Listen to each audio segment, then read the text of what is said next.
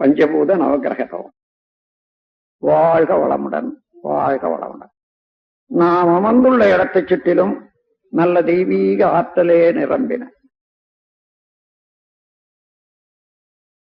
நாம் அமர்ந்துள்ள இடத்தைச் சுற்றிலும் நல்ல தெய்வீக ஆற்றலே நிரம்பின. நாம் அமர்ந்துள்ள இடத்தைச் சுற்றிலும் நல்ல தெய்வீக ஆற்றலே நிரம்பின. அருட்பேராற்றல் உடலிலே உயிரிலே அலை அலையாக பாய்வதை உணர்கிறோம். அருட்பேராற்றல் உடலிலே உயிரிலே அலை அலையாக பாய்வதை உணர்கிறோம்.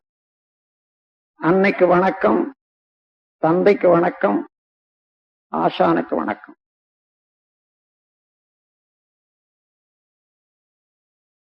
தவம் தொடங்குகிறோம். பஞ்சபூத நவகிரக தவம்.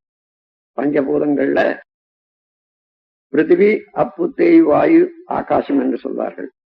நிலம், நீர், நெருப்பு, காற்று, விண். இவற்றில ஐந்தாவது தத்துவமாகிய மண், நிலம், அதையே நாம் இப்பொழுது தவத்துக்கு எடுத்துக்கொள்றோம். நிலத்துக்கு அறிகுறியாக இந்த உலக உருண்டையே நாம் நினைவுபடுத்திக் கொள்வோம். இந்த உலக உருண்டை மிகப்பெரியது, 25,000 மைல் சுற்றளவு உடையது. மண்ணு, லோகங்கள், ரசாயனங்கள் இவற்றால் ஆனது. தன்னைத்தானே விரைவாக 1000 மைல் வேகத்துல மணிக்கு தன்னைத்தானே சுற்றி கொண்டிருப்பது. சூரியனை ஒரு நாள் ஒன்றுக்கு 16 லட்சம் மைல் சுற்றி வரக்கூடியது. இத்தகைய வியத்தகு கோள் இந்த நிலம், உலகம். அதனுடைய மேன்மையை மனவிரிவு கொண்டு மதித்து போற்றுவோம். அதனோடு ஒன்றி கலந்து உயிர் தொடர்பு பெறுவோம். இந்த பிரபஞ்ச பரிணாமத்துல இந்த நில உலகின் உற்பத்தி ரகசியத்தை உணர்ந்து கொள்வோம். இந்த நில உலகம் என்ற மண்ணாலும் மண்ணிலிருந்தும் இரவும் பகலும் எல்லா இடங்களிலும் எல்லா தொழில்களிலும் காப்பு பெறுவோம். மண்ணை பயனுள்ள முறையிலே வாழ்க்கையில பயன்படுத்திக் கொள்ளத்தக்க விஞ்ஞானத்தை வளர்த்துக் கொள்வோம். மண் என்ற நிலம் மீது, நில உருண்டை மீது மனம் செலுத்தி தவம் இயற்றுவோம்.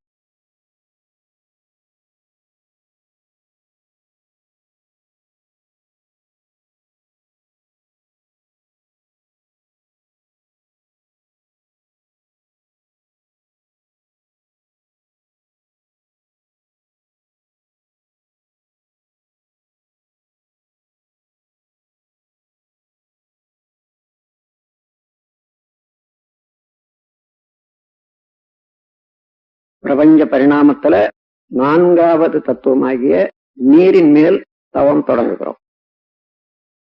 உலக உருண்டையின் மீது 100க்கு 28 பகுதி நிலம். அந்த நிலத்திலே பெரும் பகுதி நீரால் சூழப்பட்டிருக்கிறது. நீரின் இருப்பை மேகங்கள்ல, தாவரங்கள்ல, உயிரினங்கள்ல நாம் உணர முடிகிறது. நீர் அவ்வளவு உயிர் வாழ்க்கைக்கு அவசியம் என்று தெரிந்து கொள்வோம். நீரின் பெருமையை நினைந்து மனவிரிவு கொண்டு மதித்து போற்றுகிறோம். நீரோடு ஒன்றி கலந்து உயிர் கலப்பு பெறுகிறோம். பிரபஞ்ச பரிணாமத்துல நீரின் உற்பத்தி ரகசியத்தை உணர்ந்து கொள்வோம். நீராலும் நீரிலிருந்தும் இரவும் பகலும் எல்லா தொழில்களிலும் எல்லா இடங்களிலும் காப்பு பெறுவோம். நீரை பயனுள்ள முறையிலே உபயோகித்துக் கொள்ளக்கூடிய விஞ்ஞானத்தை வளர்த்துக் கொள்வோம். நீரின் மேல் மனம் செலுத்தி தவம் இயற்றுவோம்.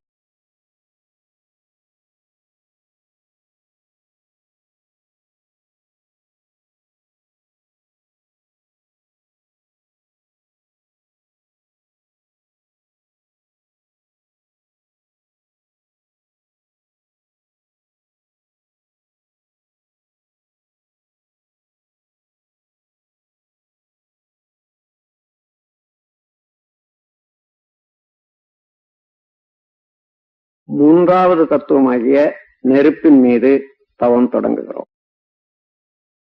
பூமி பிறந்து கொண்டே இருக்கிறது. நடுமையத்திலே கனத்த அணுக்கள் எல்லாம் நெருக்கமாக கூடிக்கொண்டே இருக்கின்றன. அதனுடைய நெருக்கம் அணுச்சிதவு ஏற்பட்டு எப்பொழுதுமே ஒரு பெரிய நெருப்பு பூமியின் நடுமையத்துல ஏற்பட்டு கொண்டே இருக்கிறது.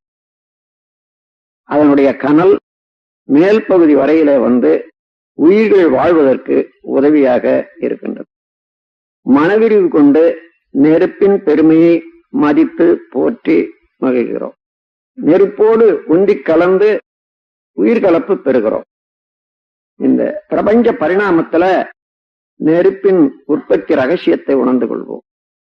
நெருப்பாலும் நெருப்பிலிருந்தும் இரவும் பகலும் எல்லா நேரத்திலும் எல்லா இடங்களிலும் எல்லா தொழில்களிலும் நாம் காப்பு பெறுவோம். நெருப்பை பயனுள்ள முறையிலே உபயோகித்துக் கொள்ளக்கூடிய கலையை வளர்த்துக் கொள்வோம். நெருப்பின் மீது மனம் செலுத்தி தவம் இயற்றுகிறோம்.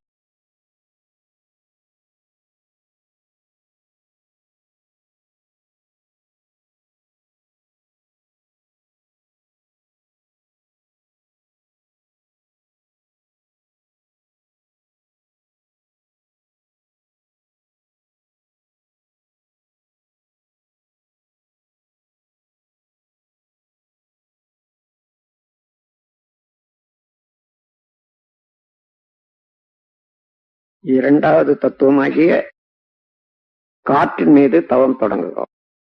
இந்த நில உலகத்தின் மீது 10 மைல் வரையில அடர்த்தியாகவும் இன்னும் கொஞ்ச தூரம் லேசாகவும் காற்று கவசம் போல இருந்து இயங்கிக் கொண்டிருக்கிறது. காற்றுதான் எல்லா உயிர்களுக்கும் ஆக்கமும் ஊக்கமும் அளித்துக் கொண்டிருக்கின்றது. மனவிரிவு கொண்டு காற்றின் பெருமையை மதித்து போற்றுகிறோம். காற்றோடு உந்தி கலந்து உயிர்கலப்பு பெறுகிறோம். பிரபஞ்ச பரிணாமத்துல காற்றின் உற்பத்தி ரகசியத்தை உணர்ந்து கொள்வோம். காற்றாலும் காற்றிலிருந்தும் இரவும் பகலும் எல்லா நேரத்திலும் எல்லா இடங்களிலும் எல்லா தொழில்களிலும் காப்பு பெறுவோம்.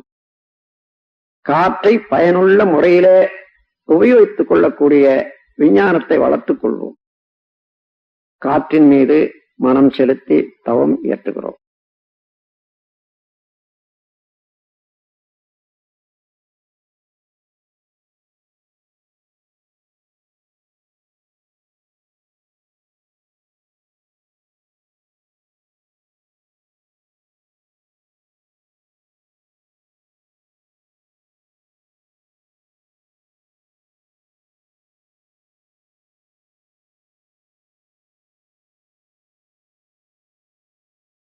முதல் தத்துவமாகிய விண்ணின் மீது தவம் தொடங்குகிறோம். இந்த பிரபஞ்ச தோற்றங்களுக்கெல்லாம் காரணமான நுண்ணிய இயக்க மூலக்கூறாகிய இந்த விண், அந்த உயிராற்றல் நமது உடலிலே உயிராற்றலாக இருப்பதே பிரபஞ்சம் முழுவதிலும் ஆற்றல் களமாக நிறைந்திருக்கிறது. அந்த விண்ணின் சேர்க்கைதான் மற்ற 4 பூதங்களும்.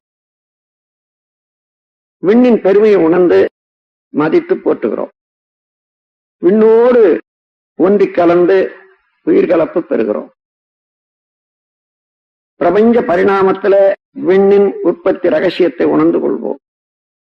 விண்ணென்ற ஆகாச ஆற்றலாலும் அதிலிருந்தும் இரவும் பகலும் எல்லா நேரத்திலும் எல்லா இடங்களிலும் காப்பு பெறுவோம். விண்ணை பயனுள்ள முறையிலே உபயோகித்துக் கொள்ளக்கூடிய ஆற்றலை வளர்த்துக் கொள்வோம்.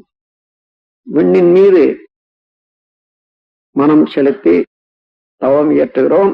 பிரபஞ்சம் முழுவதிலும் இருக்கக்கூடிய விண்கலத்தை, சக்தி களத்தை நோக்கி இந்த தவம் இயற்ற வேண்டும்.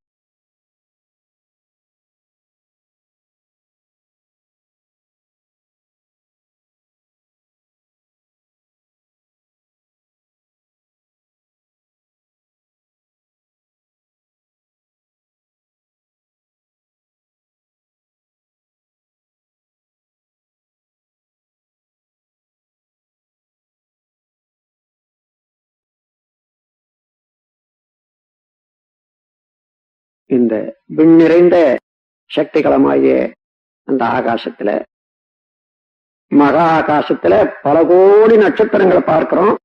ஒவ்வொரு நட்சத்திரமும் ஒரு சூரியனே. அவற்றிலே ஒரு சூரியன் தான் இப்பொழுது நம் உலகம் சுற்றி கொண்டிருக்கக்கூடிய சூரியன். அதை சேர்ந்த கிரகங்கள் எல்லாம் சூரிய குடும்பம் என்று சொல்லுகிறோம். சூரிய குடும்பத்தை சேர்ந்த எல்லா கோள்களும் நமது உடலுக்கும் மனதுக்கும் நேரடியாக நெருங்கிய தொடர்புடையவை. இப்பொழுது இந்த 9 கோள்கள் மீது மனம் செலுத்தி தவம் இயற்றுகிறோம். முதல்ல சூரியனை நமது தவத்துக்காக நினைத்துக் கொள்கிறோம். சூரியன் ஒரு பெரிய நெருப்பு கோளம். அது பூமியை விட 19 லட்சம் மடங்கு பெரிது என்று கணக்கெடுத்திருக்கின்றார்கள். ஆரஞ்சு நிறமான கதிர்களை வீசிக்கொண்டு 25 நாட்களுக்கு ஒரு சுற்றும் தன்னைத்தானே முடித்துக் கொண்டு இயங்குவது சூரியன். சூரியனுடைய காந்தாலை கதிர்கள் வாழ்க்கையிலே வெற்றி, அறிவு மேன்மை, கல்வி மேன்மை, வாழ்க்கை வளங்கள் அனைத்தும் அளிக்க வல்லது. சூரியனுடைய காந்தாலை கதிர்களை நாம் ஏற்று நம்மோடு ஒன்றுபடுத்திக் கொள்ளுகிறோம். எப்பொழுதுமே சூரியனுடைய காந்தாலை கதிர்கள் நமக்கு நன்மையே செய்து கொண்டிருக்குமாக சூரியன் மீது மனம் செலுத்தி தவம் இயற்றுகிறோம்.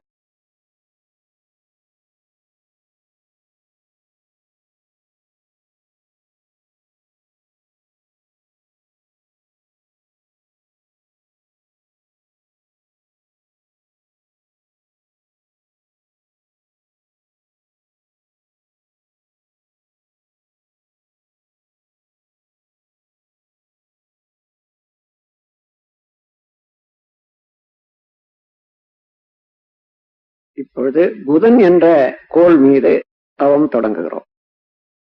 சூரியனுக்கு அப்பால் 3 கோடி மைல் தொலைவில் இருந்து கொண்டு சூரியனை வலம் வந்து கொண்டிருப்பது புதன். பசுநிறமான கதிர்களை வீசிக்கொண்டு 88 நாட்களுக்கு ஒரு சுற்று முடித்துக் கொண்டிருப்பது புதன். புதனுடைய காந்தாலை கதிர்கள் அறிவு மேன்மை, வாழ்க்கை வளங்கள் அனைத்தும் அளிக்க வல்லது. புதனுடைய காந்தாலை கதிர்களை நாம் ஏற்று நம்மோடு ஒன்றுபடுத்திக் கொள்ளுகிறோம். எப்பொழுதுமே புதனுடைய காந்தாலை கதிர்கள் நமக்கு நன்மையே செய்து கொண்டிருக்குமாக புதன் என்ற கோள் மீது மனம் செலுத்தி தவம் இயற்றுகிறோம்.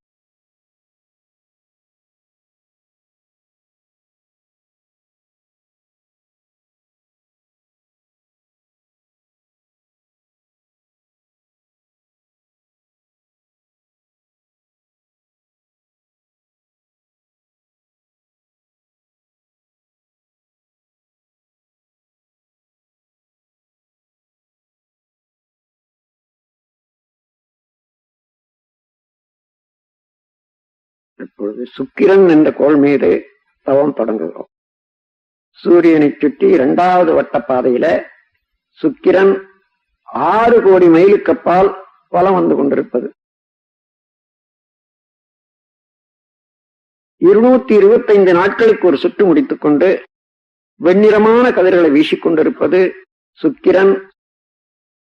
சுக்கிரனுடைய காந்தாலை கதிர்கள் மகிழ்ச்சி, வாழ்க்கையில மேன்மை, நட்பு இவையெல்லாம் அளிக்க வல்லது. சுக்கிரனுடைய காந்தாலை கதிர்கள் நாம் ஏற்று நம்மோடு ஒன்றுபடுத்திக் கொள்ளுகிறோம். எப்பொழுதுமே சுக்கிரனுடைய காந்தாலை கதிர்கள் நமக்கு நன்மையே செய்து கொண்டிருக்குமாக சுக்கிரன் என்ற கோள் மீது மனம் செலுத்தி தவம் இயற்றுகிறோம்.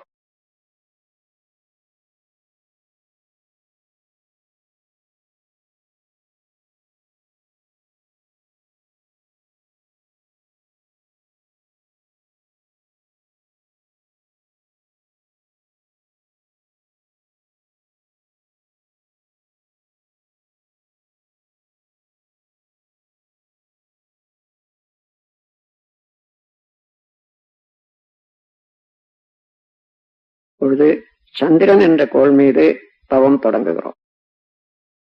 சூரியனில் இருந்து 3வது வட்ட பாதையில சுழன்று கொண்டிருப்பது, வலம் வந்து கொண்டிருப்பது நில உலகம். 9 கோடி மைலுக்கு அப்பால் அந்த நில உலகத்தை வலம் வந்து கொண்டிருப்பது சந்திரன் 2,30,030 மைலுக்கு அப்பால். 29 நாட்களுக்கு ஒரு சுற்று முடித்துக் கொண்டு வெண்ணிறமான கதிர்களை வீசிக்கொண்டிருப்பது சந்திரன். சந்திரனுடைய காந்தாலை கதிர்கள் நமது இரத்த ஓட்டத்திலே சீர்மை அமைப்பது, அறிவிலே மேன்மை தருவது, வாழ்க்கையில் வளம் தருவது.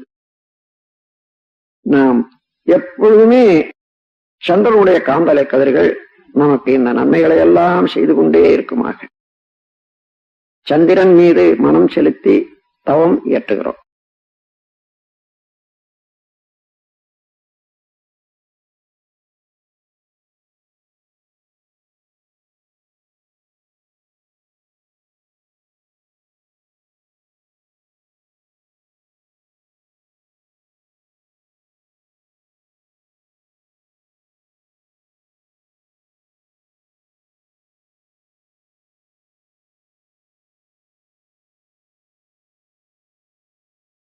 பொழுது செவ்வாய் என்ற ஆற்றல் மிக்க கோள் மீது தவம் தொடங்குகிறோம். இது 4வது வட்ட பாதையில சூரியனை சுற்றி கொண்டிருப்பது 14 கோடி மைலுக்கு அப்பால் இருந்து கொண்டு 18 மாதங்களுக்கு ஒரு சுற்று முடித்துக் கொண்டு செந்நிறமான கதிர்களை வீசிக்கொண்டிருப்பது செவ்வாய். செவ்வாயினுடைய காந்தாலை கதிர்கள் அச்சமின்மை, விஞ்ஞான அறிவு, மெய்யறிவு, வாழ்க்கை வளங்கள் அனைத்தும் அளிக்க வல்லது. செவ்வாயினுடைய காந்தலை கதிர்களை நாம் ஏற்று நம்மோடு ஒன்றுபடுத்திக் கொள்ளுகிறோம். எப்பொழுதுமே செவ்வாயினுடைய காந்தலை கதிர்கள் நமக்கு நலமே செய்து கொண்டிருக்குமாக செவ்வாய் என்ற கோள் மீது மனம் செலுத்தி தவம் இயற்றுகிறோம்.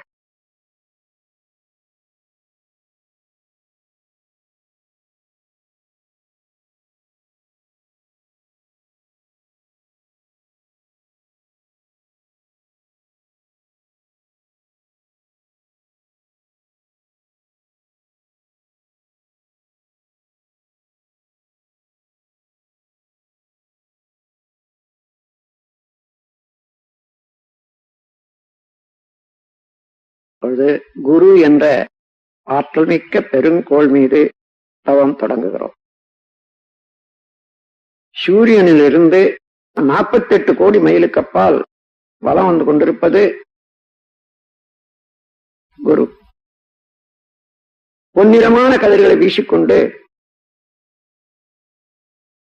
12 ஆண்டுகளுக்கு ஒரு சுற்று முடித்துக் கொண்டிருப்பது குரு. குருவினுடைய காந்தலை கதிர்கள் மெய்யுணர்வு, வாழ்க்கை வளங்கள் அனைத்தும் அளிக்க வல்லது.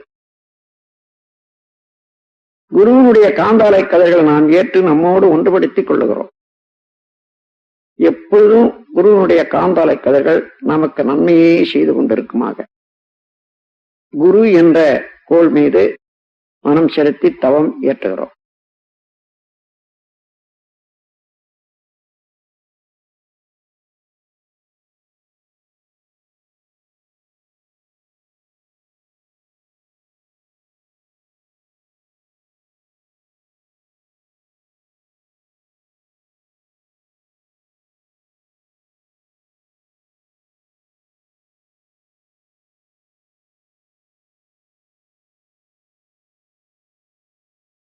அப்பொழுது சனி என்ற ஆற்றல் மிக்க கோள் மீது தவம் தொடங்குகிறோம்.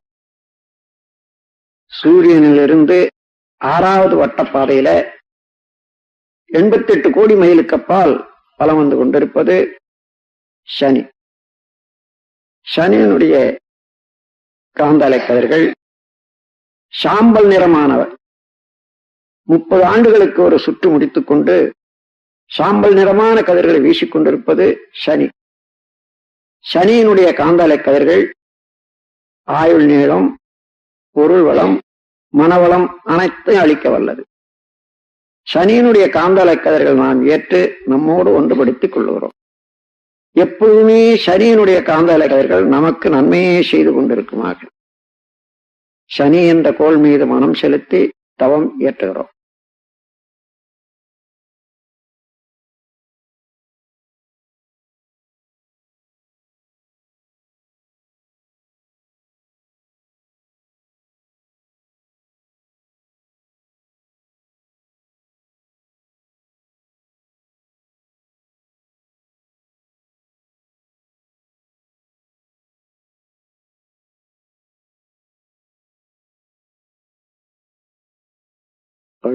ராகு கேது என்னும் ஆற்றல்மிக்க காந்தாலை பாதைகள் மீது தவம் தொடங்குகிறோம்.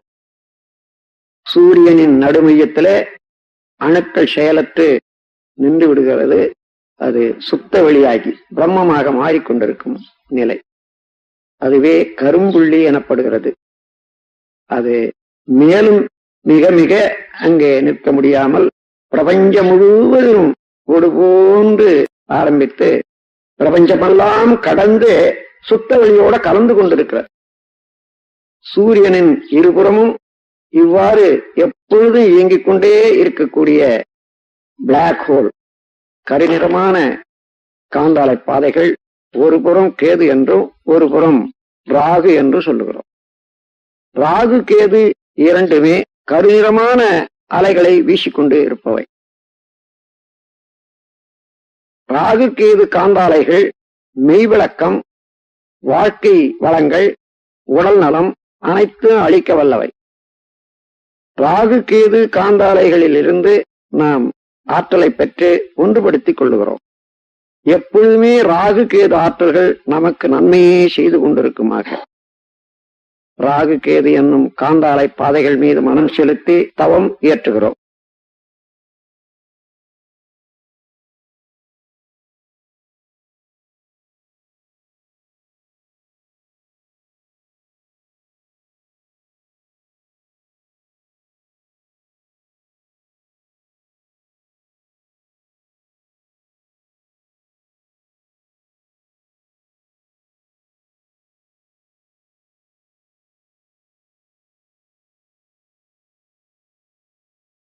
இந்த பேரியக்க மண்டலத்திலே இந்த சூரிய குடும்பத்தை போன்று கோடான கோடி சூரிய குடும்பங்களை பார்க்கிறோம். அவர்களெல்லாம் நட்சத்திரம் என்று வழங்குகிறோம்.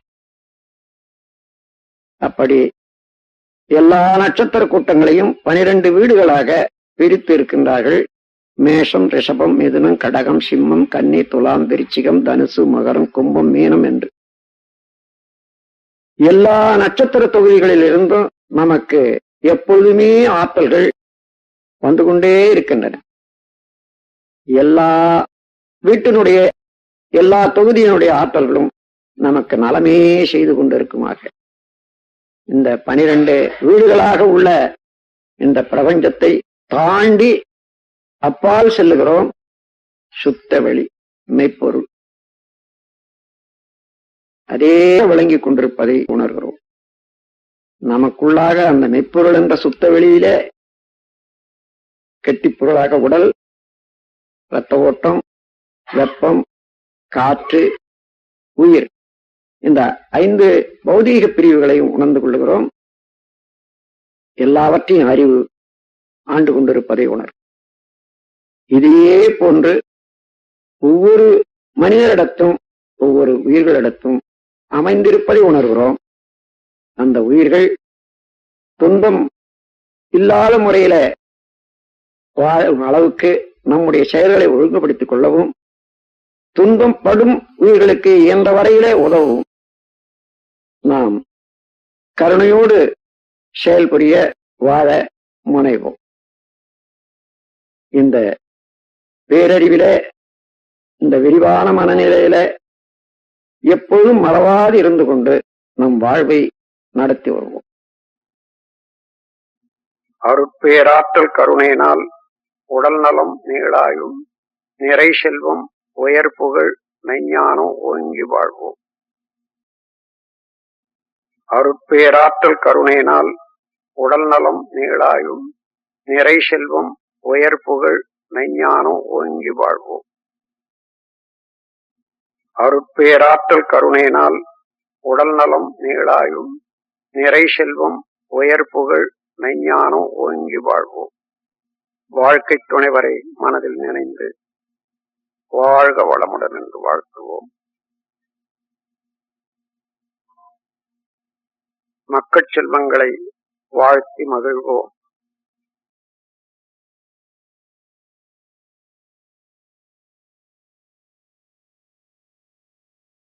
உடன் பிறந்தோரை ஒருவராக வாழ்த்திக் கொள்வோம்.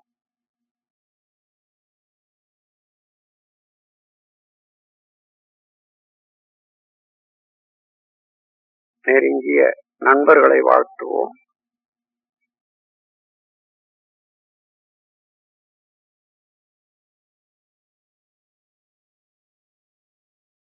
தொழில்துறையிலே, கடமையிலே தொடர்புடையவர்களை எல்லாம் வாழ்த்துவோம்.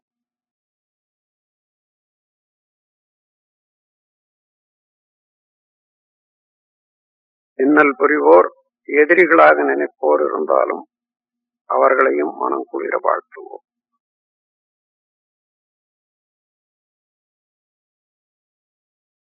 வாழ்க வையகம், வாழ்க வையகம், வாழ்க வளமுடன்.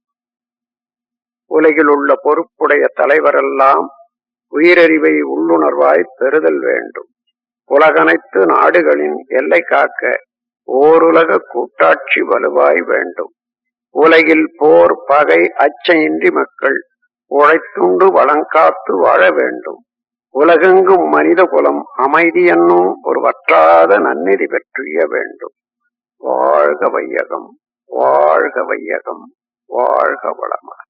ஏரி, குளங்கிணறு, ஆறு எல்லாம் நிரம்பி வழிய மாறி அளவாய் பொழிக, மக்கள் வளமாய் வாழ்க. ஏரி, குளங்கிணறு, ஆறு எல்லாம் நிரம்பி வழிய மாறி அளவாய் பொழிக, மக்கள் வளமாய் வாழ்க. ஏரி, குளங்கிணறு, ஆறு எல்லாம் நிரம்பி வழிய மாறி அளவாய் பொழிக, மக்கள் வளமாய் வாழ்க. வாழ்க வையகம், வாழ்க வையகம், வாழ்க வளமுடன். ஓம் சாந்தி சாந்தி சாந்தி.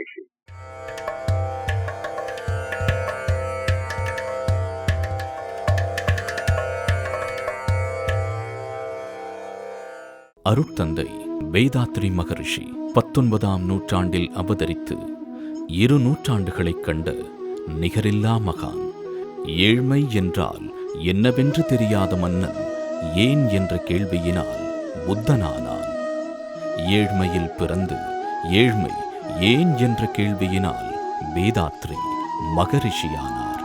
தான் கண்டுணர்ந்த தெளிவுற்ற ஞானத்தையும் வாழ்க்கையை சிறப்பாக வாழும் இரகசியங்களையும் நாம் அனைவரும் எளிதாக கற்று வாழ்வில் இன்புற்று வாழ வேண்டுமென மனவளக்கலை எனும் அற்புத கலையை பயிற்சி முறைகளாக வடிவமைத்து இப்பூ உலகிற்கு அர்ப்பணித்தார்.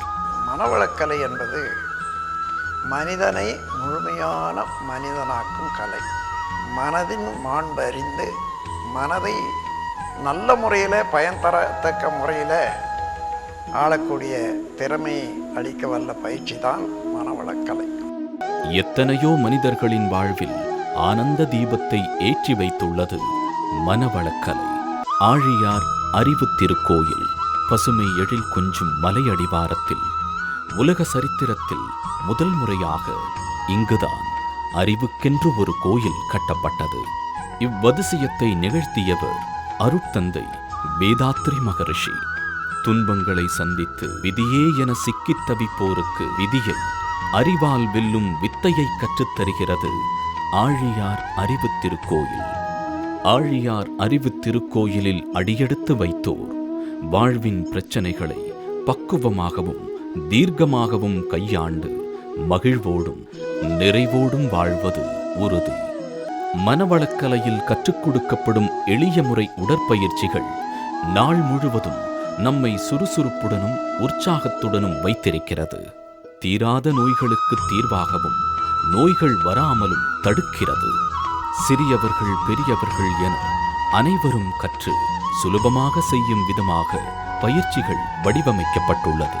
நமது உயிர் சக்தியை ஆரோக்கியமான ஆக்க சக்தியாக மாற்றி அதன் மூலம் நீண்ட ஆயுளுடன் இளமையை தக்க வைத்துக் கொள்ள எண்ணற்ற சித்தர்களும் யோகிகளும் கையாண்ட சக்தி வாய்ந்த காயகல்ப பயிற்சியும் இங்கு கற்றுக் கொடுக்கப்படுகிறது. மனதை பக்குவப்படுத்தும் வித்தையை கற்றுக்கொண்டால் நாம் ஒவ்வொருவரும் அமைதியும் ஆனந்தமும் நிறைந்த வாழ்க்கையை வாழ முடியும். அதற்கான ஆழ்நிலை தியானங்கள் இங்கு கற்றுக் கொடுக்கப்படுகின்றன. கோபம் தவிர்த்தல், கவலை ஒழித்தல், பயம் போக்குதல், தன்னம்பிக்கை வளர்த்துக் கொள்ளுதல், பொருளாதாரத்தில் தொழில்துறையில் முன்னேற்றம் என கேட்பதெல்லாம் கொடுக்கும் கற்பக விருட்சம் அக்ஷய பாத்திரம் அருட்தந்தை வேதாத்ரி மகரிஷி அருளிய மனவளக்கலை. நமது ஆழியார் அறிவு திருக்கோயிலில் வெளியூர், வெளிமாநிலம் மற்றும் வெளிநாடுகளிலிருந்து வரும் அன்பர்கள் தங்கி பயிற்சி பெறும் வகையில் நவீன வசதிகளுடன் கூடிய சுகாதாரமான தங்குமறைகள், சுத்தமான முறையில் தயாரிக்கப்படும் ஆரோக்கியமான அறுசுவை உணவு, ஏசி வசதியுடன் கூடிய விசாலமான பயிற்சி அரங்கங்கள், இவை அனைத்தும் காற்றோட்டமான அமைதியான பசுமை நிறைந்த சூழலில் அமைந்துள்ளன. மனவளக்கலை பயிற்சியுடன் மலைப்பகுதிகளுக்கு ட்ரெக்கிங், போட்டிங், அருவிக்குளியல், பேட்டரி காரில் அறிவு திருக்கோயில் வளாகத்தை உலா வருதல், பண்பாட்டை திரும்பி பார்க்க வைக்கும் மாட்டுவண்டி பயணம் என வாழ்க்கையின் பரபரப்பான சூழலில் இருந்து விடுபட்டு தன்னை பற்றி கவனம் செலுத்த பொன்னான வாய்ப்பை ஏற்படுத்தி தருகிறது.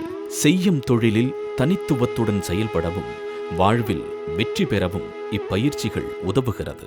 மேலும் அகத்தாய்வு பயிற்சிகள், பிரம்மஞான பயிற்சி, யோகா ஆசிரியர் பயிற்சி, அருட்தந்தை வேதாத்ரி மகரிஷியின் அன்பும் கருணையும் எப்போதும் ஆழியார் அறிவு திருக்கோயில் மூலமாகவும் உலக சமுதாய சேவா சங்கத்தின் மூலமாகவும் உலக மக்கள் அனைவருக்கும் சென்று சேர வேண்டும் என்ற நோக்கத்தில் அவருக்கு பின் உலக சமுதாய சேவா சங்கத்தின் பொறுப்பிற்கு தலைமையேற்று தன்னலமற்ற சேவையை குருவிற்கு தரும் தட்சணையாக செய்து வருகிறார் பத்மஸ்ரீ SKM மயிலானந்தன் அவர்கள். மனிதனை மாமனிதனாக, தெய்வீக மனிதனாக உயர்த்துகின்ற மனவளக்கலை பயிற்சிகளை கற்றுத்தரும் ஆழியார் அறிவு திருக்கோயிலுக்கு வாருங்கள். வாழ்வில் அன்பும் அமைதியும் ஆனந்தமும் காணுங்கள்.